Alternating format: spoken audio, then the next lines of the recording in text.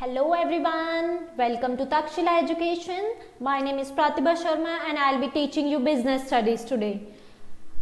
And guys, how are you doing? I must tell you I am also doing good. Hope you also are doing good. And let's begin with this business studies. Again the lesson 1 staffing, continuing from the previous one. पिछले से continue करेंगे. Staffing recruitment process and selection process. ठीक है, अच्छा आज हम लोग फिर से वही, मैं आपको बार बार बोल के चल रही हूँ, सब कुछ भी थियोरी नहीं करना. ठीक है, साथ साथ प्रैक्टिकल वर्ड से रिलेट करके चलेंगे. ऐसा नहीं है कि हाँ सिर्फ थियोरी पढ़ लिया और उसको रट लिया, ऐसा नहीं. हम उसे साथ साथ कॉर्पोरेट भी लेके चले, कॉर्पोरेट वर्ल्ड से भी रिलेट करके चलेंगे. ठीक है, तो ताकि आपको मेमोराइज करने में, आगे के लिए कंसेप्ट बिल्डिंग के लिए, सबके लिए आपको वो बहुत हेल्पफुल रहने वाला है. ठीक है, तो लेट्स बिगिन, स्टार्ट करते हैं. Come on starting. Okay, so merits and advantages हमने देखे थे. External sources of recruitment, recruitment के एक्सटर्नल सोर्सेज हैं जो कि हमने पढ़े थे. कैजुअल कॉलर्स था, डायरेक्ट रिक्रूटमेंट था, और हमने एडवर्टीजमेंट पढ़ी थी. उसमें एन नंबर ऑफ हमने, अगर नहीं देखा है तो आप जाके प्रीवियस वीडियो देख लीजिए और उस पर सारा आप मेमोराइज कर सकते हैं. ठीक है, तो अब again starting with this merits और advantages, benefits of external sources. Okay, तो starting with this fresh talent. Fresh talent देखो, अगर हम आज पढ़ेंगे मेरिट्स, एडवांटेजेस और बेनिफिट्स ऑफ एक्सटर्नल सोर्सेज, मतलब कि जो मैंने रिक्रूटमेंट करी थी, रिमेंबर एक्सटर्नल सोर्सेज जो मैंने पढ़े थे, अभी मैंने आपको याद करवाया, तो उसके क्या क्या एडवांटेजेस रहने वाले हैं. ठीक है, ये आने के चांसेस है, तो you need to remember this. ठीक है, तो मेरिट्स और एडवांटेजेस अगर मैं लूंगी, fresh talent provide wider choice and brings new talent और ब्लड इनटू द ऑर्गेनाइजेशन. देखो, जितना भी ज़्यादा हम ऑर्गेनाइजेशन के लिए रिक्रूटमेंट कर रहे हैं, हम पब्लिशिंग कर रहे थे, हम वेबसाइट्स पे डाल रहे थे, और हमने देखा था डायरेक्ट रिक्रूटमेंट है, और बहुत सारे हम डायरेक्ट लेबर, हम कैजुअल कॉलर्स भी बन रहे थे. रिमेंबर, एक हमारे पास इररेलेवेंट था, तो हमारे पास इररेलेवेंट डेटाबेस था. आज के टाइम पे कुछ एप्लीकेंट्स आ गए थे, उसको मैंने डेटाबेस में डाल दिया था, फिर उसके बाद मैं उन्हें कॉल लगा रही थी. राइट, तो क्या है, आज फिर हम वही पढ़ने वाले हैं. तो क्या है ये फ्रेश टैलेंट. फ्रेश टैलेंट में क्या है, हम क्या होगा कि हमारे पास नया टैलेंट आएगा. मतलब नया टैलेंट मतलब जितना ज़्यादा हम पब्लिश करेंगे ना, अगर आज मान लो, आज मैं डायरेक्ट रिक्रूटमेंट कर रही हूँ ना, और मान लो मैं टेलीविजन पे एडवर्टीजमेंट दे रही हूँ या कहीं और दे रही हूँ, तो मेरे पास क्या है, पूरी इंडिया में अगर आप लेके चलोगे ना, ओवरऑल इंडिया में, तो वहाँ से जगह जगह से मेरे पास क्या है, कहीं से भी, अगर मैं दिल्ली में कर रही हूँ या कर्नाटका में कर रही हूँ या आपका पंजाब में कर रही हूँ, कहीं भी कर रही हूँ, मेरे पास वाइडर चॉइस होगी लोगों की. क्यों? क्योंकि लोग देखेंगे उस वैकेंसी के लिए और अप्लाई करेंगे. तो जैसे जैसे अप्लाई करेंगे मेरे पास वाइडर चॉइस होगी, मेरे पास बहुत सारे एम्प्लॉयज होंगे कि हाँ मेरे को इतने सारे बंदे हैं मेरे पास, मेरे को इसमें से सिलेक्शन करना है, हाँ मेरे को इनका इंटरव्यू लेना है, इनका प्रोसेस करना है, और वगैरह वगैरह. ठीक है, तो क्या है, ये चीज़ किस में आती है कि मेरे पास फ्रेश टैलेंट होगा, फ्रेश आएगा मेरे पास, मतलब कि वाइडर चॉइस होगी मेरे पास. तो वही सेम चीज कह रहा है, provides wider choice, fresh talent, wider choice. Second क्या है, क्वालिफाइड पर्सोनल. मतलब कि मैंने आपको पहले भी बताया था कि क्या होता है सिलेक्शन के, मैंने आपको बताए थे एडवांटेजेस, रिमेंबर. तो सेम वही है, helps to attract qualified and train people to apply for the vacant jobs into the organization. मतलब कि बंदे क्या होंगे, क्वालिफाइड. रिमेंबर, रेस्टोरेंट का एग्जांपल लिया था, चाइनीज वाला, कि चाइनीज के लिए मैंने डोसा वाला लगवा लिया था. तो क्या है, हम क्या होगा, हम जब लगाएंगे ना एडवर्टीजमेंट अपने उसमें न्यूज़पेपर में, तो मेरे पास क्या होगा, मेरे पास वाइडर चॉइस तो होगी ही, और साथ में मेरे पास क्वालिफाइड बंदे आएंगे. मतलब कि मेरे को चाइनीज, जिसने चाइनीज में कोर्स कर रखा होगा ना शेफ का, जो मास्टर होगा उसके लिए, मान लो नहीं भी करा कोर्स, जो मास्टर होगा, जिसके पास एक्सपीरियंस होंगे, क्वालिफाइड होगा, वो ही बंदा मेरे पास आएगा. ठीक है, तो ये मेरे पास एडवांटेजेस है एक्सटर्नल सोर्सेज की. जब मैं क्या करूंगी, बाहर एडवर्टीजमेंट करूंगी, रिक्रूटमेंट करूंगी, एक्सटर्नली करूंगी. ठीक है, इंटरनली नहीं, इंटरनली तो अपने अंदर हो गया, एक्सटर्नली मतलब बाहर से रिक्रूट करूंगी. ठीक है, तो अब क्या हो गया, ये क्वालिफाइड. थर्ड हो गया मेरे पास कॉम्पिटिटिव स्पिरिट.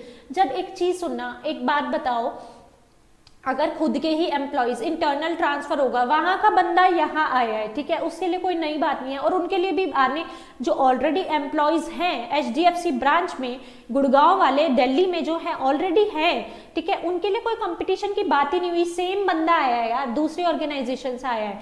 अगर यही मैं कहूँ कोई अच्छे बैंक से मेरे बैंक में आ रहा है, मान लो कि RBS royal bank of Scotland से वो मेरे पास HDFC बैंक से कोई बंदा आया है, ठीक है, और मेरे ही पोजीशन का आया है, हो सकता है उसे जो भी है रेम्यूनरेशन मिल रही हो या जो भी है XYZ, तो उसमें क्या होगा, कॉम्पिटिटिव स्पिरिट बनेगी। क्या बनेगी, कॉम्पिटिटिव स्पिरिट। कॉम्पिटिटिव स्पिरिट मतलब उसको ये होएगा कि मेरे को कंपटीशन रहेगा उसके मन में कि मुझे इससे कॉम्पीट करना है, मुझे इससे आगे ज्यादा करके दिखाना है, ये बाहर का बंदा आया मेरे को इससे ज्यादा अच्छे से करके दिखाना है, ठीक है, तो ये चीज रहती है। तो competitive spirit, existing staff will have outsiders to compete with. अगर यही हम इंटरनल करेंगे तो कॉम्पिटिशन उतना नहीं रहेगा, ठीक है। सेकंड, फोर्थ हो गया वाइडर चॉइस। वाइडर चॉइस में मैंने आपको ऊपर भी बताया था, चाहे तो आप फ्रेश टैलेंट जब भी लिखोगे ना तो ये चीजें रिमेंबर कर लेना, इसमें वाइडर चॉइस डाल देना, और वाइडर चॉइस में डाल देना large number of applicants from outside the organization apply, they have a wider choice, क्योंकि बहुत सारे बंदे अप्लाई करेंगे एक पोजीशन के लिए, ठीक है, जब हम एडवर्टीजमेंट करेंगे, तो इसलिए क्या है, मेरे पास चॉइस बहुत सारी होगी। तो पहला, चलो हम इसे फिर से याद करते हैं, 4 पॉइंट्स।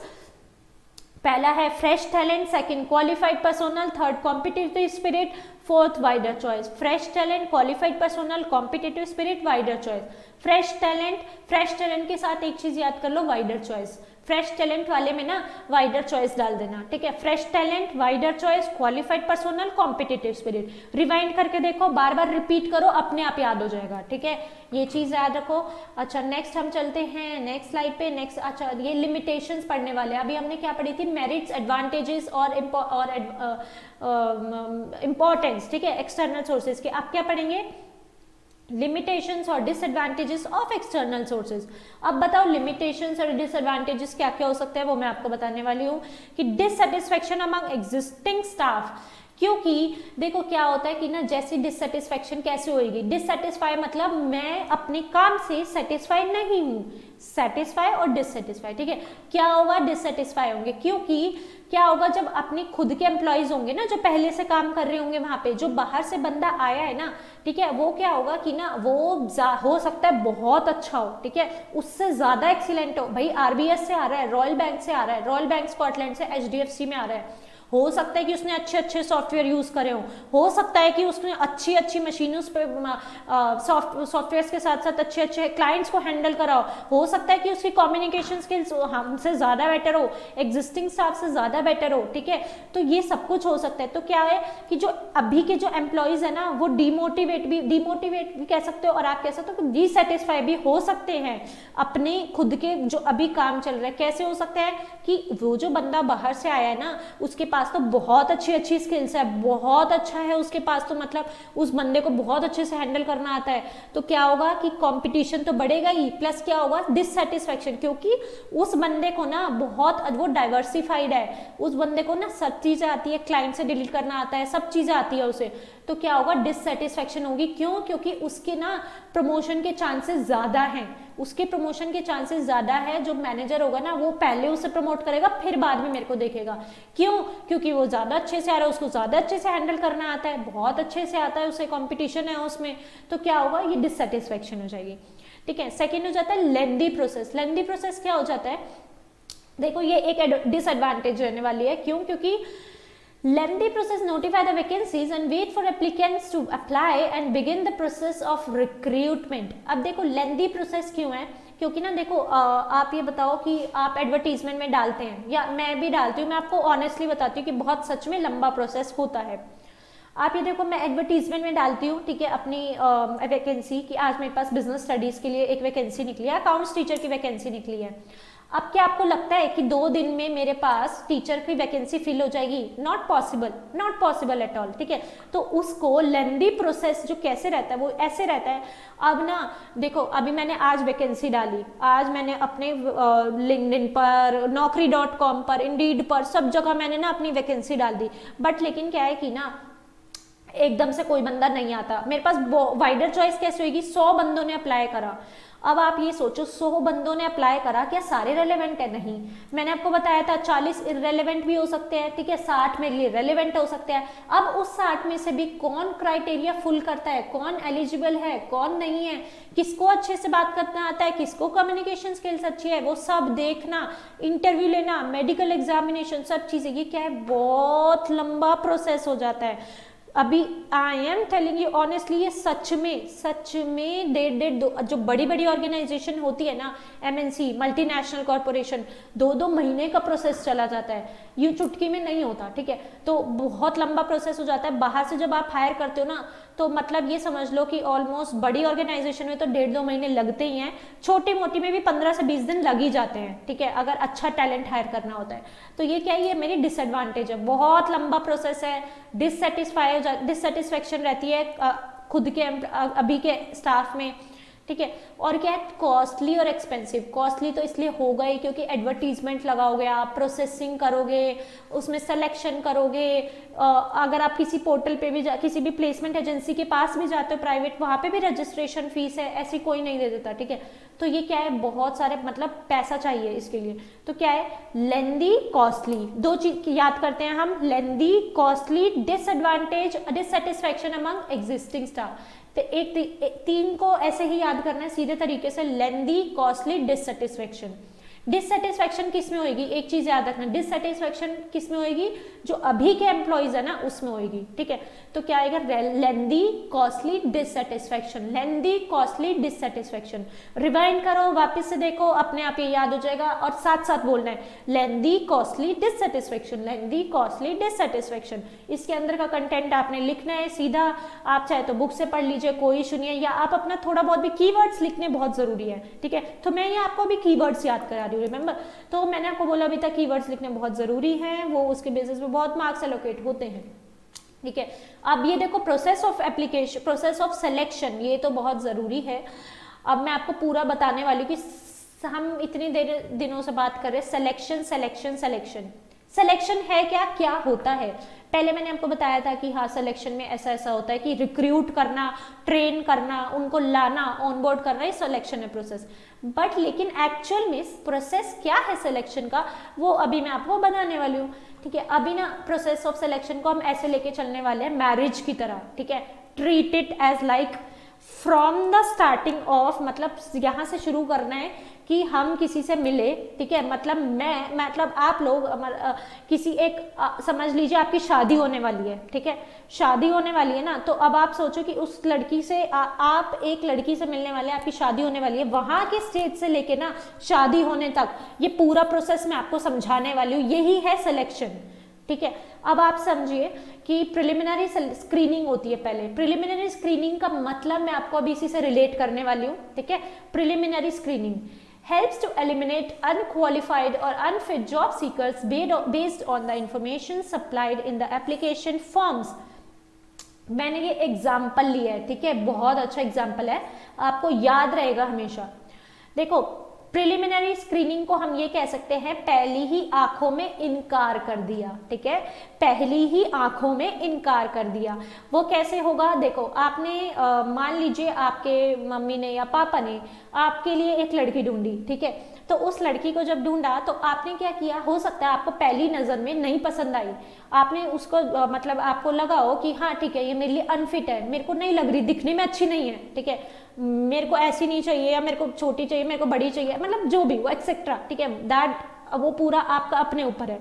तो आपने क्या करा, पहली नजर में इनकार कर दिया, ठीक है। तो यही सेम चीज है ऑर्गेनाइजेशन में प्रिलिमिनरी स्क्रीनिंग, ठीक है। इसमें क्या है, जितने भी अनक्वालिफाइड है ना, जो मतलब मेरे क्राइटेरिया को मीट ही नहीं करते, मेरे को चाहिए थे बीकॉम वाले और आ गए बीएड वाले, ठीक है, ठीक है, मेरे को चाहिए थे बीकॉम वाले आ गए बीएड वाले, या मेरे को चाहिए थे बीकॉम वाले आ गए बीए वाले।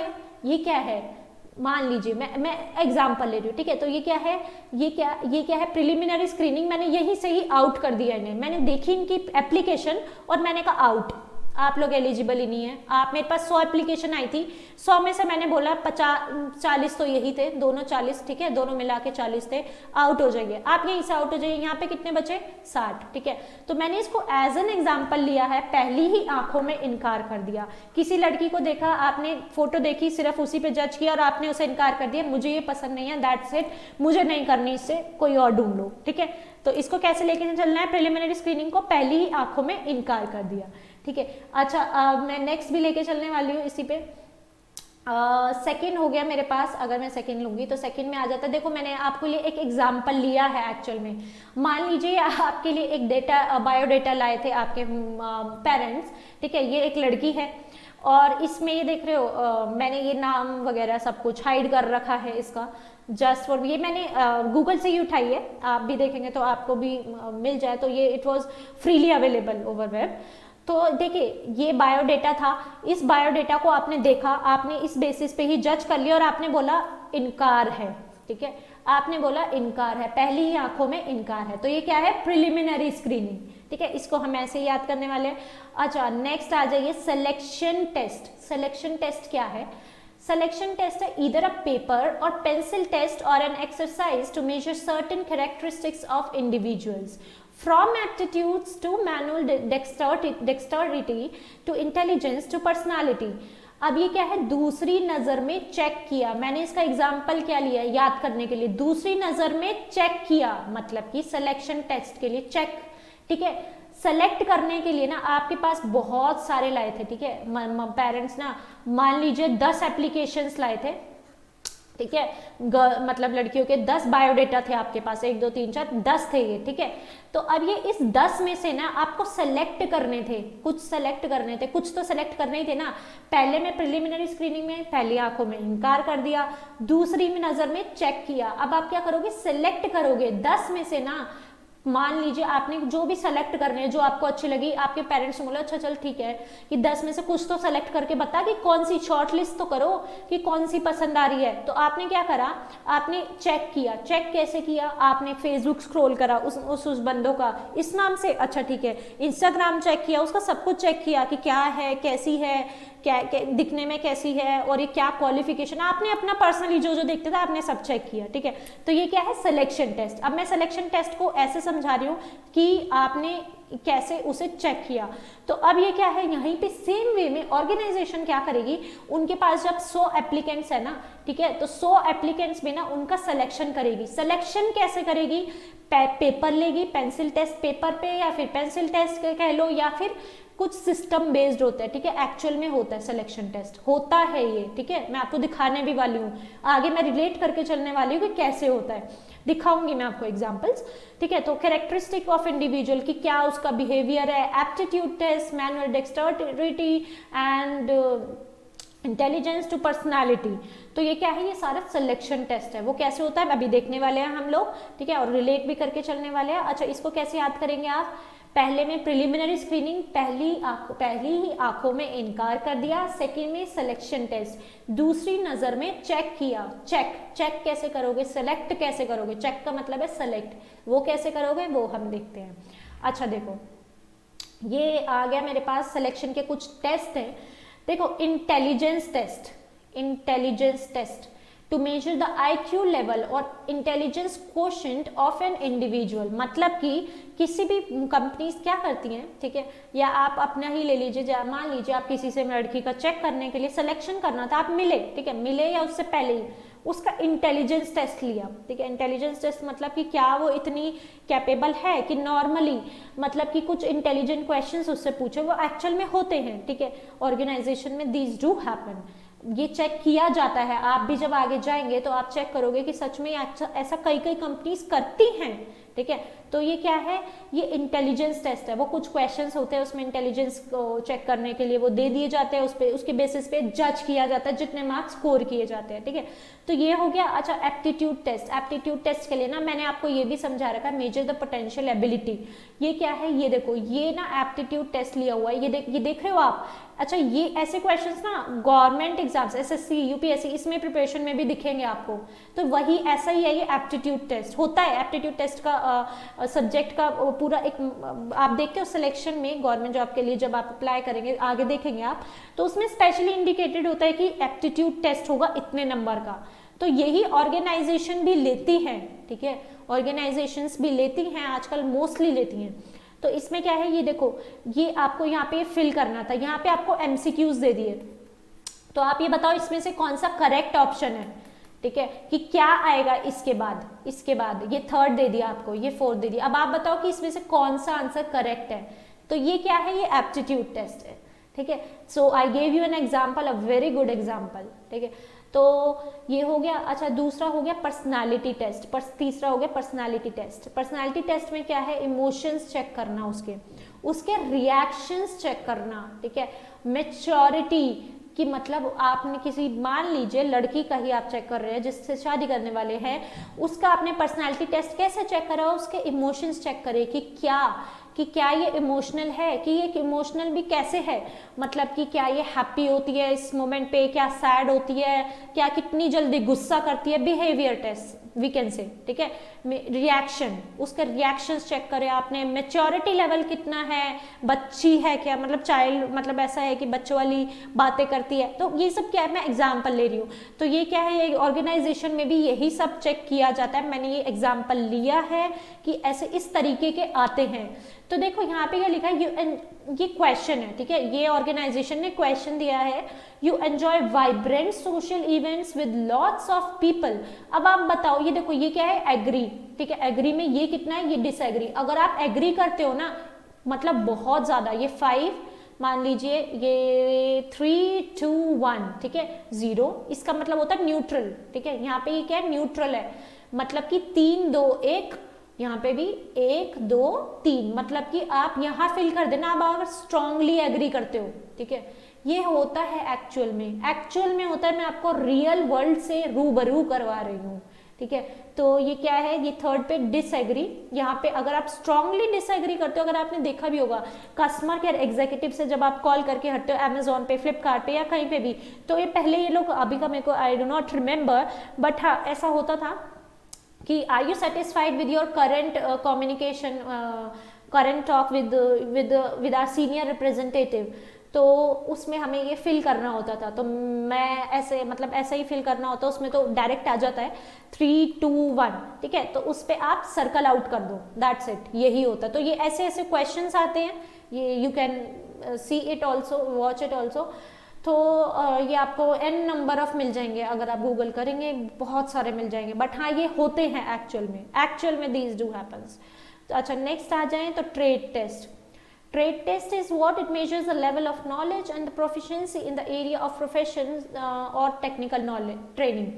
मतलब कि आप ये देखो, ट्रेड टेस्ट में क्या होता है कि ना, जो जिसके लिए मैं अप्लाई कर रही हूँ ना, मैं बिजनेस स्टडीज के लिए ही अप्लाई कर रही हूँ ना, तो मेरी बिजनेस स्टडीज की नॉलेज देखी जाएगी कि कितनी नॉलेज है, कि क्या इसे सिलेक्शन का मीनिंग भी पता है, कि क्या इसे सोर्सेज ऑफ रिक्रूटमेंट भी पता है मेरी ही एरिया में, कि क्या मैं उसे अच्छे से समझा पा रही हूँ बच्चों को, क्या मैं उसे अच्छे से कन्वे कर पा रही हूँ, क्या मैं अच्छे से उन्हें गाइड कर पा रही हूँ कि कैसे मॉक टेस्ट अपीयर करना है, कैसे करना, कैसे नहीं करना।